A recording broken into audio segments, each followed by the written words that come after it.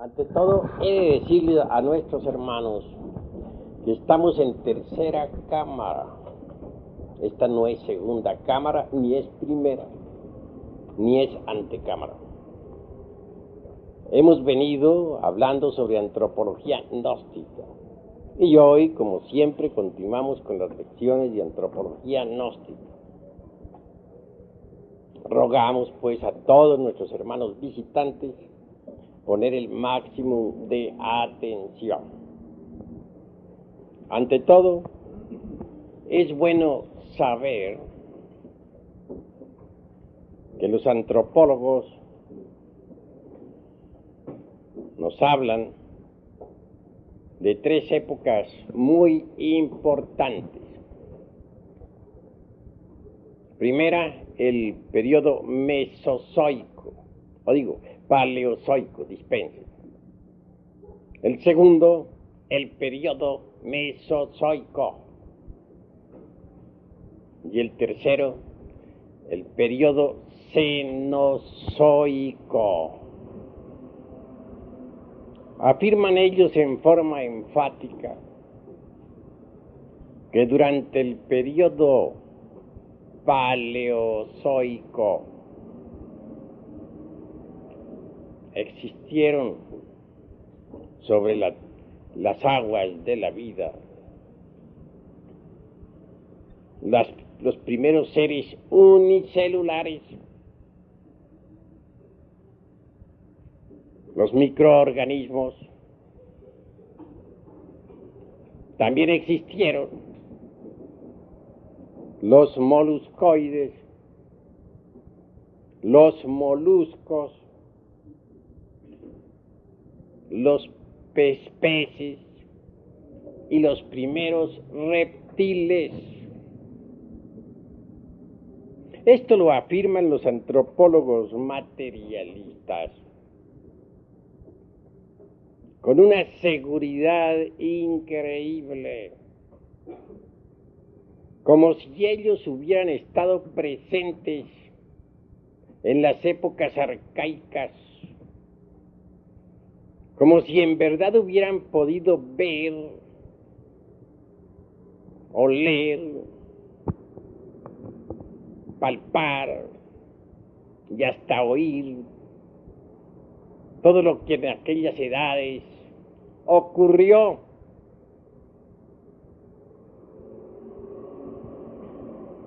Sin embargo, como ya he dicho en pasadas cátedras, y ahora lo repito, siempre aseveran los antropólogos del materialismo que no creen sino en lo que ven, que jamás aceptarían nada que no hayan visto con sus ojos o palpado con sus manos. Aunque tenga que reiterar muchas veces, debo decir que tal afirmación resulta completamente falsa, mentirosa.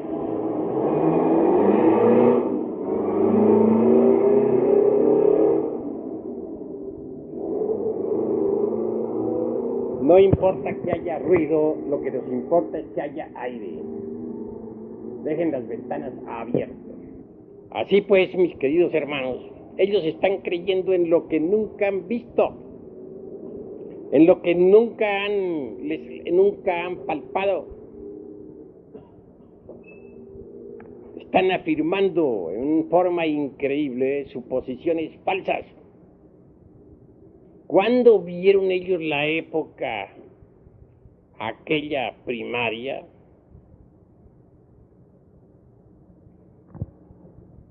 ¿Cuándo estuvieron presentes en el periodo paleozoico? ¿O acaso vivieron ellos en el periodo mesozoico? ¿Acaso existieron en el periodo cenozoico? Están afirmando meras suposiciones que no les consta. afirmando lo que nunca han visto. Y sin embargo se creen eminentemente prácticos. Siempre una y otra vez están diciendo que no creen sino en lo que ven. Y nunca han visto el periodo paleozoico. ¿Qué saben de ese periodo? De las formas de vida que existieron en aquella primera edad arcaica de nuestro mundo.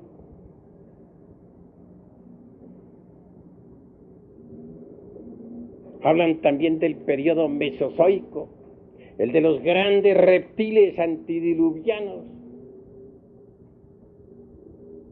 Nosotros no negamos en forma precisa o exacta que jamás haya habido en el mundo reptiles. Es claro que la época de los reptiles existió, fue un hecho. Nuestra tierra estuvo poblada por enormes reptiles. Y esto es innegable. Recordemos al broncosuario o bronzuario. Recordemos al plesiosaurio, al pterodáctilo, etcétera. Todos esos saurios realmente fueron gigantescos, enormes. Monstruos que tenían hasta 1 y 2 cuadras de tamaño. Existieron, pero les consta a los señores de la antropología materialista haber visto todos los reptiles del periodo mesozoico, cómo se reproducían, cómo vivían. ¿Fueron testigos de eso? Viene después el periodo, aquel conocido como Cenozoico. Se dice que muchos reptiles evolucionaron hacia el estado de los mamíferos. Se asegura en forma enfática que de los primates vinieron los homínidos, antecesores del animal intelectual equivocadamente llamado hombre. No hay duda, dicen ellos, de que de los primates nacieron los homínidos que originaron al hombre. Y por otra parte, la rama aquella de los grandes gorilas, chimpancés, etcétera. Al hablar así, prácticamente quedan con Mr. Darwin. Bien sabemos que Darwin no dice en modo alguno que el hombre descienda del mono. Solo aclara que el hombre y el mono tienen un antecesor común. Los antropólogos del materialismo dicen que ese antecesor común son los primates, que de los primates nacieron los primeros homínidos y también los grandes simios de la época antigua, del periodo que podríamos llamar cenozoico. Así es como ellos arreglan sus teorías, para que en alguna forma coincidan con las teorías de Darwin.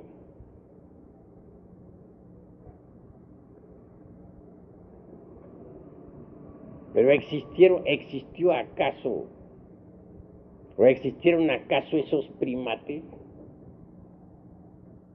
Los antropólogos del materialismo alguna vez vieron a los primeros homínidos.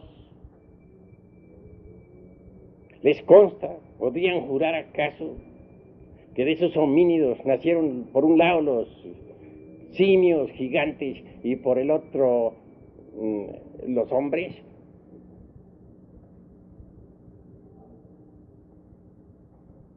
O corrigiendo mejor lo dicho, ¿podrían ellos afirmar acaso en forma enfática que de los primates hubieran nacido los homínidos, que son los antecesores del hombre según ellos?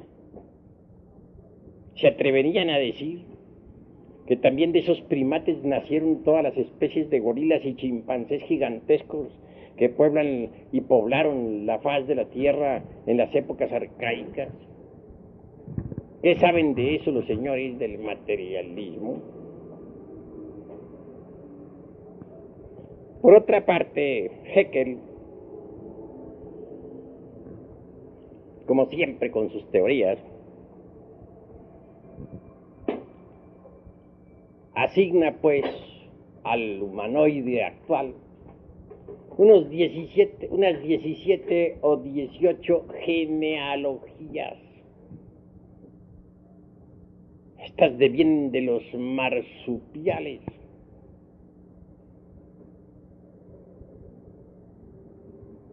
Y de los mamíferos.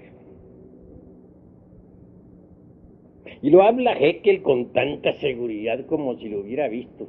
Sin embargo, estos señores del materialismo son los que dicen que no creen sino en lo que ven. Están diciendo lo que no han visto y creen. Están creyendo en utopismos fantasmagóricos de la mente que no tienen demostración alguna. Tales mamíferos y marsupiales y todas esas 17 o 18 genealogías de Haeckel resultan bastante fantasmagóricas. Claro, entre ellas no descartan los antropólogos del materialismo a los famosos lemúridos con placenta. ¿Dónde está la placenta de los lemúridos? Bien saben ustedes que en los tiempos actuales también se afirma claramente que venimos de los lemúridos. Y no faltan por ahí ciertos pseudosapientes de nuestros tiempos que están afirmando ahora que nuestro antecesor es el ratón. De manera que según ellos el ratón es el antepasado también de nosotros. Como ven ustedes, son puras chifladuras lo que sostienen estos señores del materialismo antropológico. Verdaderamente que se han dedicado a rebuznar a lo lindo. Resulta vergonzosa esa tan cacareada cultura materialista del siglo XX. Tan pronto descendemos de los lemúridos como del hermano ratón. Y hasta se dan el lujo de decir con mucha seguridad que éramos chiquititos, pequeñitos, porque éramos hijos del ratón.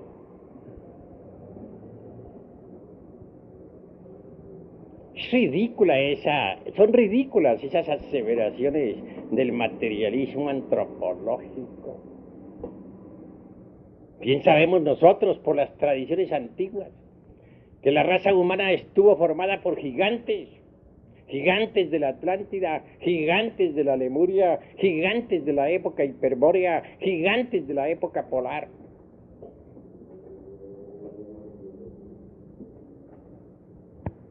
Claro, para hacer aseveraciones como esas de que venimos también del ratón,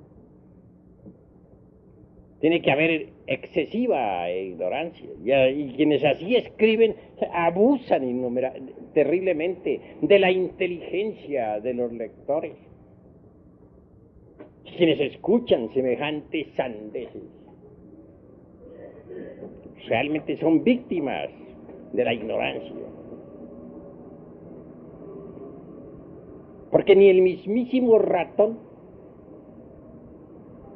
era tan pequeño en la Atlántida como lo es ahora. Bien sabemos que el ratón en la época terciaria fue un gigante.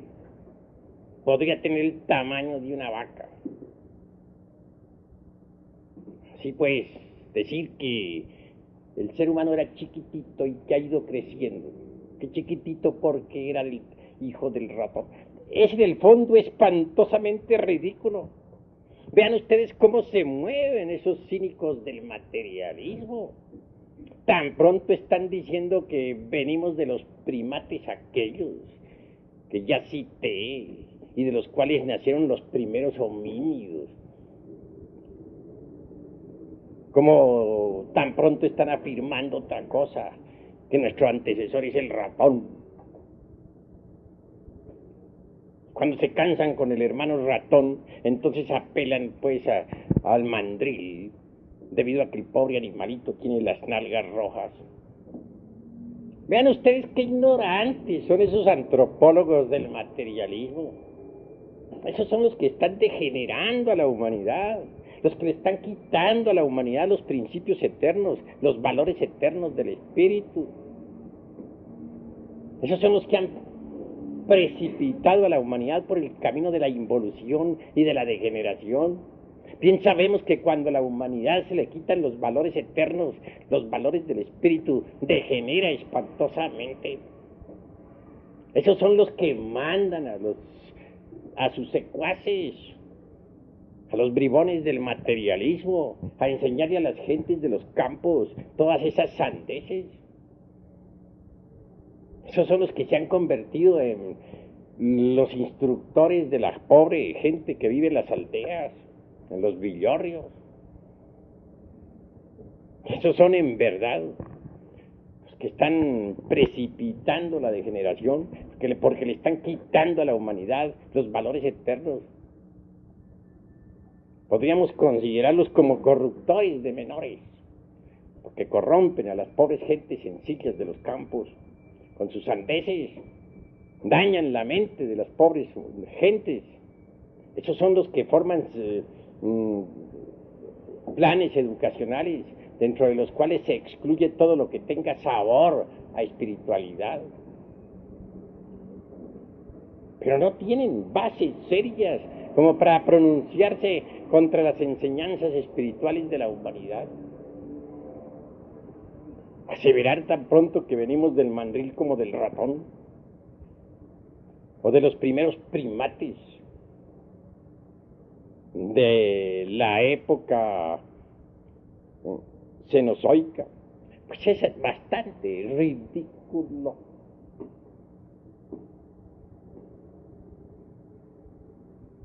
Tanto en el norte como en el sur, y en distintos lugares de la tierra y del mundo, estos señores materialistas se ríen del padre de Manu, por el cual devino toda la raza humana, como se ríen del Dian Chohan,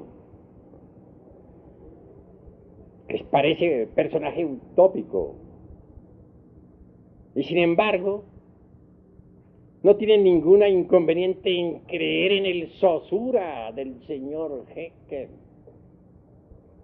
una especie de pitecoide estúpido allá, con capacidad ablativa 1000 veces más fantasmagórico y más utópico que la aseveración aquella de que venimos del Manu o del Diahan Choam. Todavía la humanidad cree en el Dia Choam, aunque a estos señores del materialismo les fastidie. Todavía aceptan al padre del Manu. Millones de personas en el Asia lo creen en él. Del hombre, dijéramos, espíritu, en el hombre prototipo, colocado en un nivel del ser muy superior. Si hiciéramos investigaciones retrospectivas, con procedimientos muy distintos a los del carbono 14 o a los del potasio argón, descubriríamos que en realidad de verdad los prototipos de esta humanidad devienen de las dimensiones superiores de la naturaleza y del cosmos. Pero hablar así a los señores de la antropología materialista, pues es algo más que imposible, porque se sienten ellos tan incómodos como los chinos cuando escuchan un concierto occidental.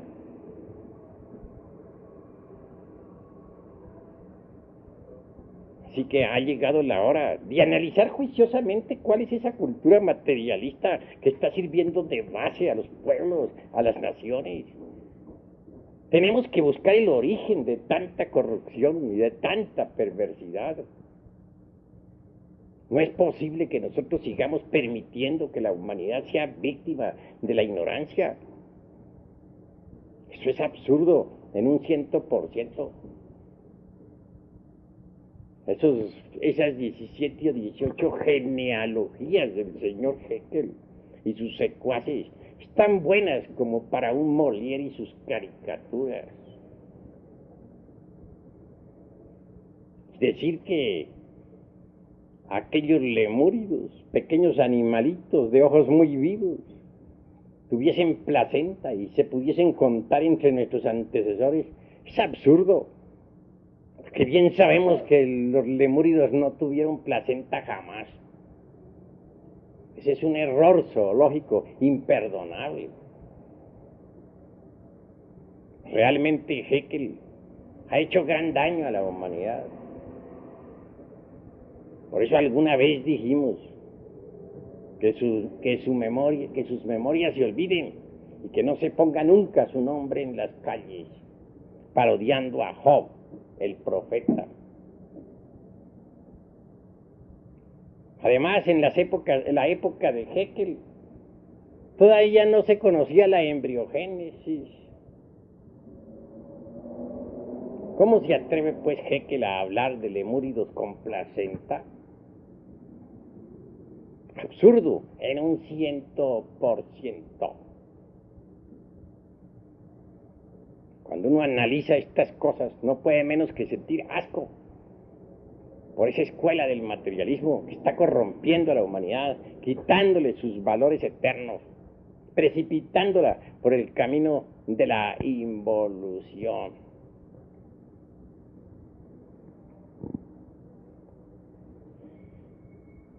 ¿Cuál es en realidad de verdad el antecesor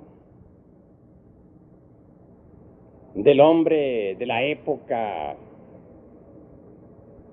o del periodo cenozoico?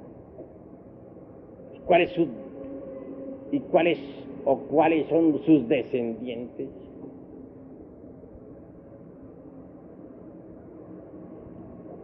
¿Cuáles son los antecesores del hombre paleolítico? ¿Y cuáles sus descendientes?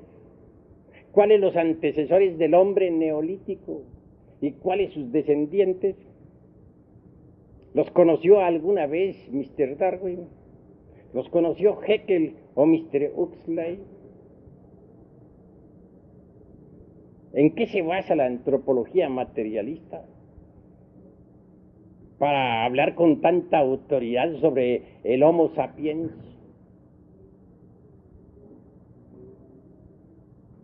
¿A qué época perteneció el Homo sapiens? El hombre primordial. En vano Mr. Huxley intentará buscar entre las capas subterráneas de la época cuaternaria los restos fósiles del hombre primordial. En verdad que no los hallará jamás. Y es que el hombre es más antiguo de lo que suponen los cerdos del materialismo. El hombre de la época del periodo cenozoico existió, como el hombre del periodo mesozoico y como el hombre del periodo paleozoico. Pero esto no lo aceptará más nunca jamás el materialismo. Ellos quieren que el hombre venga estrictamente de la época cuaternaria. En modo alguno aceptan que haya existido durante el periodo cainozoico. Así pues ha llegado la hora de las grandes reflexiones, de los grandes análisis, que saben ellos de la forma como la vida se fue procesando durante las épocas primaria, secundaria, terciaria y cuaternaria. Quítesele, o digo, dótesele a los seres humanos de su mónada, cada uno, y verán ustedes que todo ese teatrito de Haeckel, de Mr. Darwin, de Huxley, de Marx y de sus secuaces, caerá en verdad hecho polvo, porque la antropología materialista es un paredón sin cimientos. Basta un leve empujón para convertirle en menudo sedimento.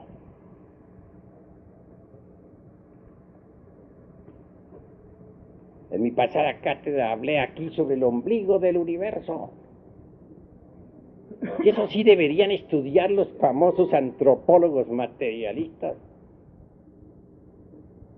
Que nuestra Tierra tenga un ombligo, ¿por qué no? Si nosotros cuando nacemos, cuando venimos al mundo, también tenemos nuestro ombligo. Y así como es el macrocosmos, también el microcosmos. Tal como es arriba, es abajo.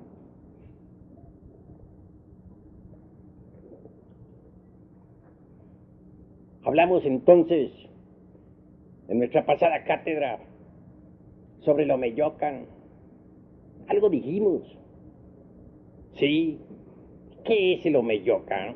El ombligo del universo. Sí. Un día la Tierra Luna existió.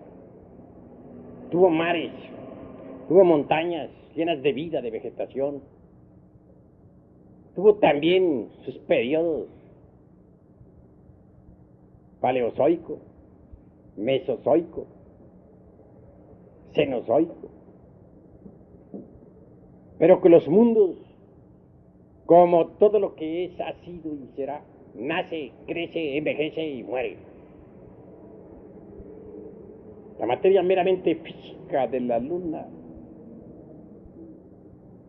murió.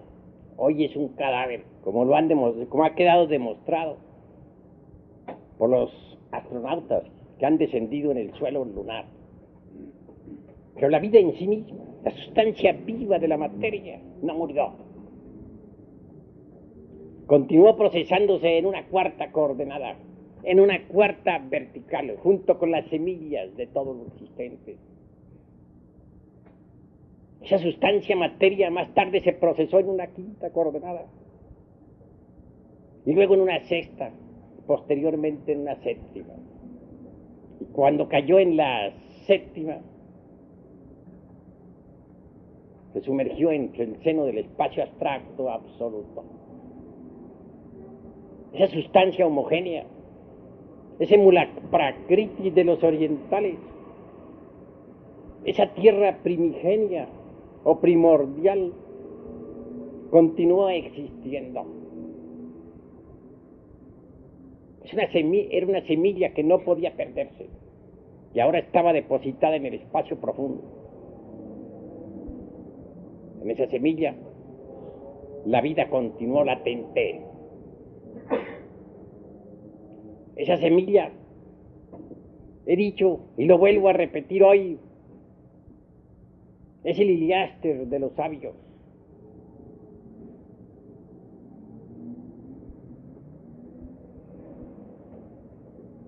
Durmió 7 eternidades tal semilla entre el caos, es decir, entre el espacio profundo, para ser más claro. Pero mucho más tarde el torbellino eléctrico, el huracán eléctrico, las tinieblas y el viento, como dice el pueblo de Anáhuac, agitaron aquel mundo primigenio, original. Aquella tierra llamada Iliáster. Y entonces fue cuando el 2 funcionó con sus opuestos, positivo, negativo, masculino, femenino. Así del Iliáster surgió el caos. Por eso se habla de que en el Omeyocan, el huracán, las tempestades, las tinieblas prevalecen. Se habla allí claramente de Hecatl. Hecatl es el dios del viento, de los huracanes, del movimiento eléctrico. El macrocosmos volcado en los microcosmos. Todo en incesante actividad. Así el caos, en realidad de verdad, existió en el Omeyocan. Fue el mismo Omeyocan. Una tierra virginal purísima, inefable, que jamás aceptaría la antropología materialista. Allí estaban todas las posibilidades, hasta que el fuego universal hizo fecundo aquel caos. Y cuando lo hizo fecundo, apareció el limbus.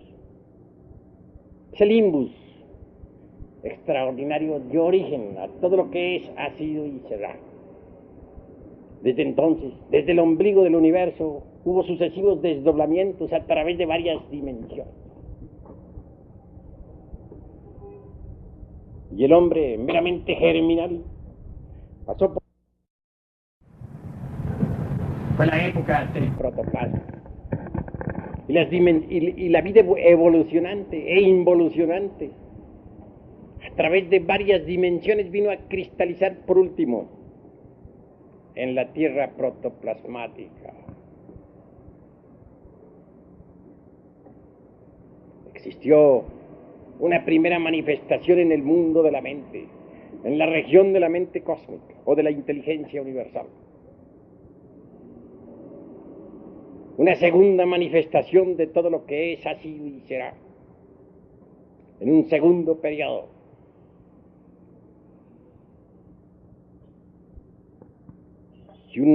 Y entonces, como resultado, apareció una tercera manifestación en una dimensión ulterior. Así pues, la vida se desenvolvió, evolucionó e involucionó en 3 dimensiones extraordinarias antes de que apareciera en este mundo físico.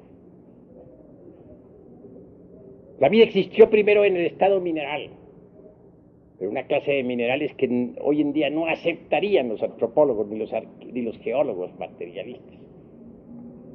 Mucho más tarde se desenvolvió en estado vegetal y posteriormente en estado animal. Mas esos estados mineral, vegetal y animal son desconocidos actualmente.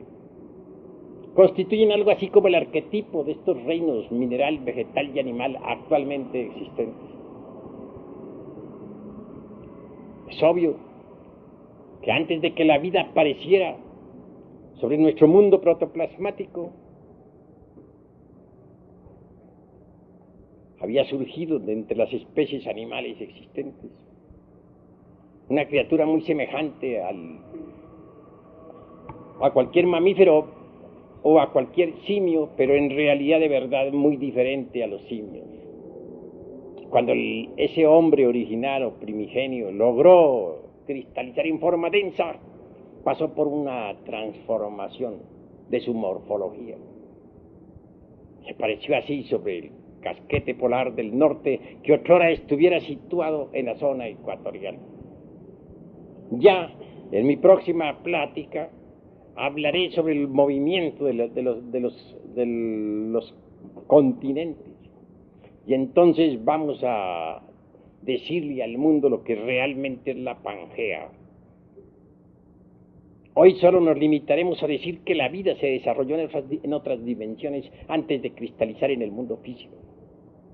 Hoy quiero también poner énfasis para decir que antes de que existiera realmente el animal intelectual, equivocadamente llamado hombre, existió el hombre real, en las primeras, segunda y tercera razas. El animal intelectual, ese que surgió en la época cuaternaria, ese no es el hombre, sino el animal intelectual, repito. Que en la pasada ocasión dije que los hombres reales vivieron espléndidamente en la Lemuria, pero que algunos se degeneraron al final y que se mezclaron con bestias. Y que de esa mezcla vino a resultar la humanidad actual, el animal intelectual. Así que ha llegado la hora de entender estas cuestiones tan delicadas. El hombre es anterior al periodo cuaternario, como al terciario, secundario o primario. Prueba de ello es que, a pesar de que todas las especies vivientes de los tiempos arcaicos desaparecieron, continúa existiendo ese animal intelectual llamado hombre. Si es capaz de subsistir a pesar de tantas tormentas, a pesar de la revolución de los ejes de la Tierra, a pesar de los acontecimientos de la Pangea, pues está con esto. Y si los animales, reptiles y de otra clase, de periodos paleolíticos, mesozoicos, etcétera, no fueron capaces de subsistir, esto nos está demostrando que el hombre es anterior a todos estos periodos señalados e indicados por los antropólogos materialistas. Quiero que ustedes reflexionen profundamente en todas estas cuestiones. Dótese al pobre animal intelectual de su mónada que se le intenta quitar, y todo el teatrito ese de Mr. Darwin y de los Haeckel y de los Huxley que caerá en verdad hecho polvo. Ha llegado la hora de desenmascarar realmente a la antropología materialista. Ha llegado el instante de devolverle a la humanidad los valores eternos.